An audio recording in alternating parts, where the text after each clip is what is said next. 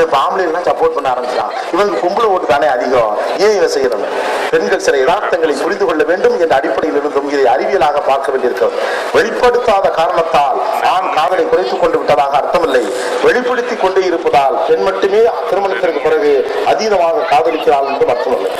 அது அவரவர் தனிநபர் சம்பந்தப்பட்ட விஷயம். ஆனால் நான் உன்னை விட அதிகமாக காதலிக்கிறேன், நீ என்னை விட அதிகமாக காதலித்து விட முடியுமா என்ற போட்டி ஒரு கணவருக்கும் மனைவிக்கும் இடையில் இருக்கிற போது வாழ்க்கை சுவாரஸ்யமானதாய் அழகானதாய் இருக்கும்.